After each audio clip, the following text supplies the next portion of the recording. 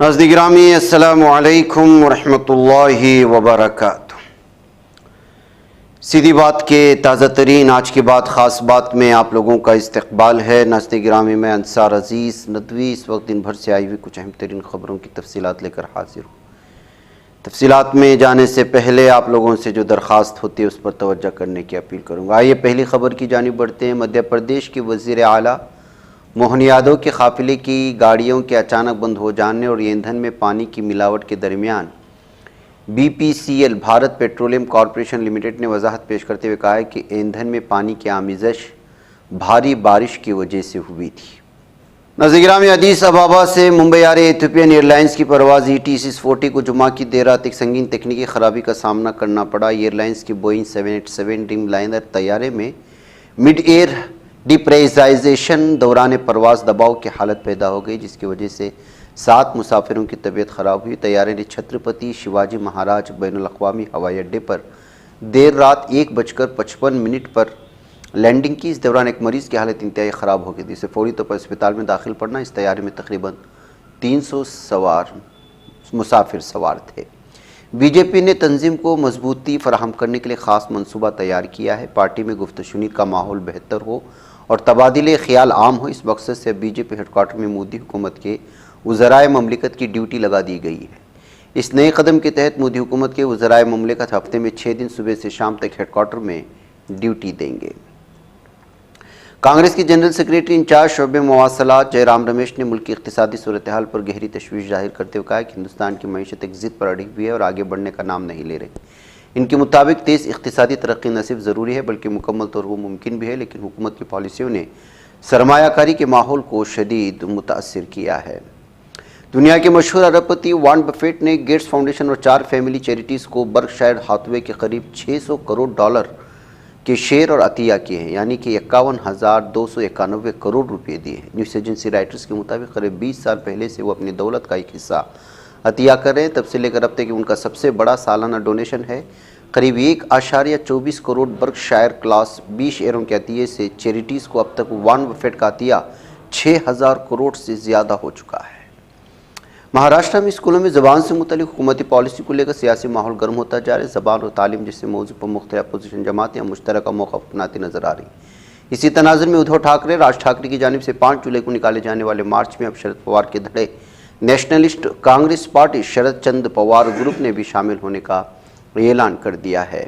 کانگریس صدر راجیہ سبھا میں قائد حزب اختلاف ملکاجن کھڑگے نے ہفتے کے روز ایک ویڈیو پوسٹ کے ذریعے مرکز کی نریندر مودی حکومت پر شدید اقتصادی تنقید کی۔ انہوں نے اپنے ایکس پوسٹ میں کہا کہ بچت بند ہو چکی ہے، گھریلو اخراجات بے قابو ہو چکے ہیں اور یہ سب کچھ حکومت کے دعووں والے امرت کال کا اصل نتیجہ ہے۔ پنجاب حکومت نے جیل کے کام کاج میں سدھار لانے کے لیے افسروں کے خلاف سخت کارروائی کی۔ بدوانی کے معاملے میں بھگونت مان حکومت نے الگ الگ جیلوں کے 25 افسروں کو معطل کیا۔ معطل کیے گئے افسروں میں 3 ڈپٹی سپرنٹنڈنٹ اور 2 اسسٹنٹ سپرنٹنڈنٹ سمیت 25 جیل اہلکار شامل ہیں۔ 2025 کا حج مکمل ہونے کے بعد اب سال 2026 میں ہندوستان سے سفر حج پر جانے والوں کے لیے حج کمیٹی آف انڈیا کی طرف سے تیاریاں شروع کر دی گئی ہیں۔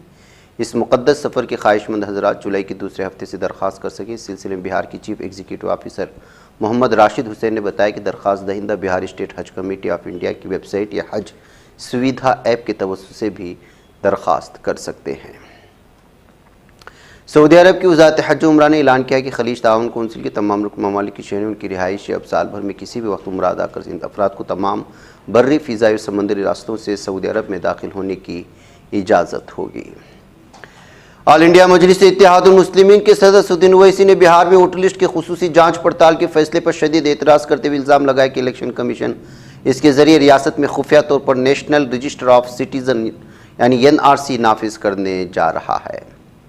ادھر پہلگام میں حالیہ دہشت گردانہ حملے کے بعد ایک پارلیمانی کمیٹی متاثرہ علاقے کا دورہ کرے گی تاکہ زمینی صورتحال کا جائزہ لیا جا سکے، انتظامی و سیکورٹی تیاریوں کی جانچ کی جا سکے۔ حملے کے بعد پہلا سرکاری دورہ ہوگا جسے ایک اہم پیش رفت کے طور پر دیکھا جا رہا ہے۔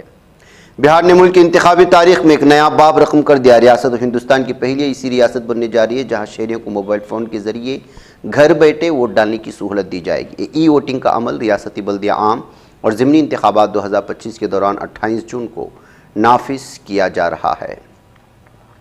منگولیا میں خسرے کا پھیلاؤ تشویشناک حد تک بڑھ گیا ہے۔ National centre for communicable diseases کے مطابق گزشتہ 24 گھنٹے میں خسرے کی مزید 232 نئے کیسز رپورٹ ہوئے ہیں، جس کے بعد ملک بھر میں متاثرہ افراد کی مجموعی تعداد 10,065 کو پہنچ چکی ہے۔ اندور کے تاجر راجہ رگھوونشی کو کھائی میں دھکیل کر اس پر تیز دھار والے ہتھیار سے حملہ کر کے قتل کرنے کا منصوبہ کے بعد میں بنایا گیا۔ دراصل منصوبہ راجہ کو گولی مار کر ہلاک کرنے کا تھا۔ اس کے لیے سونم راج کشواہا نے ایک پستول بھی خریدی تھی۔ میگھالیہ کے پولیس ٹیم نے اندور پولیس کے ساتھ مل کر وہ پستول برآمد کی۔ یہی نہیں، چالاک سونم نے اندور میں اس کا لیپ ٹاپ اور راجہ کا موبائل فون بھی جلانے کی کوشش کی تھی۔ اور سب سے بڑی خبر یہ ہے کہ اس کیس کے 2 ملزمان عدالت جاتے ہی اپنے پرانے بیانات سے مکر گئے ہیں۔ مہاراشٹرا میں ایک نئی سیاسی ہلچل شروع ہوتی نظر آ رہی ہے۔ سابق وزیر اعلیٰ ادھو ٹھاکرے، مہاراشٹرا نو نرمان سینا کے سربراہ راج ٹھاکرے ایک سیاسی پلیٹ فارم پر ایک ساتھ نظر آنے والے ہیں اور مراٹھی شناخت اس کا مرکز ہے۔ سعودی عرب کی وزارت بلدیات و دیہی امور اور رہائش نے اعلان کیا ہے کہ مملکت بھر میں چھوٹی کرانہ دکانوں یعنی بقالہ پر اب تمباکو، کھجور، گوشت، پھل اور سبزیاں فروخت کرنے پر مکمل پابندی ہوگی۔ فیصلہ وزیر مجید العقیل کے حکم پر جاری کیا گیا، جس کا مقصد ریٹیل کاروبار شعبے کی تنظیم نو اور صحت و صفائی کے معیار کو بہتر بنایا جائے۔ پاکستان کے خیبر پختونخوا میں ایک بار پھر خودکش دھماکہ ہوا ہے، جس میں کم از کم 13 پاکستانی فوجی جاں بحق ہو گئے۔ مقامی میڈیا رپورٹس کے مطابق خیبر پختونخوا کے شمالی وزیرستان ضلع واقع میر علی کے کھادی مارکیٹ میں ایک بہت بڑا SVBI حملہ ہوا ہے۔ اس واقعے میں 13 پاکستانی فوجیوں کی ہلاکت کے علاوہ درجنوں لوگوں کے زخمی ہونے کی خبریں بھی ہیں۔ اسرائیل نے غزہ میں تباہی مچا رکھی ہے۔ ظالم صہیونی دہشت گرد درندے اسرائیل اور فلسطین کے درمیان جاری اس جنگ کو بند کرنے کی کوششیں ضرور ہو رہی ہیں، لیکن فی الحال اس کا کوئی نتیجہ سامنے نظر نہیں آ رہا۔ اسرائیل نے جمعہ کی دیر شب کے بعد ہفتے کی صبح ایک بار پھر غزہ پر ظالمانہ حملہ کر دیا۔ ان صہیونی درندوں نے اس حملے میں کئی درجنوں کو شہید کر دیا۔ شفا ہاسپٹل کے ملازمین نے غزہ شہر واقع فلسطینی اسٹیڈیم میں ہی کم از کم 12 افراد کی موت سے متعلق جانکاری میڈیا کو دی تھی۔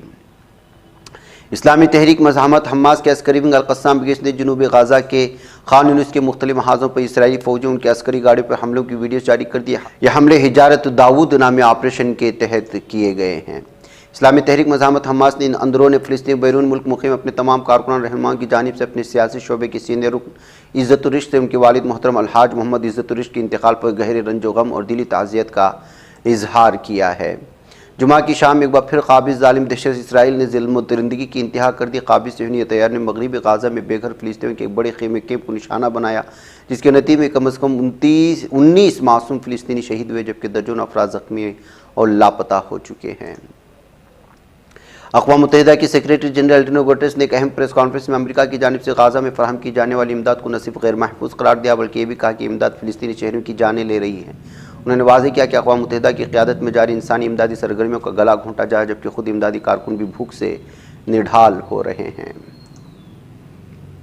غزہ کے سرکاری دفتر برائے اطلاعات نے قابض اسرائیلی فوجی افسران کی جانب سے دیے گئے انکشافات کو ایک منظم خونی اور ہولناک حقیقت قرار دیا ہے، جن میں انہوں نے غزہ میں بھوک سے نڈھال شہریوں پر جان بوجھ کر فائرنگ کرنے کا اعتراف کیا۔ انکشافات اسرائیل اخبار ہارٹس نے جمعہ کے روز شائع کیے، جن سے صاف ظاہر ہوتا ہے کہ غزہ کے معصوم شہریوں کو خوراک کے نام پر موت کے کنویں میں دھکیلا جا رہا ہے۔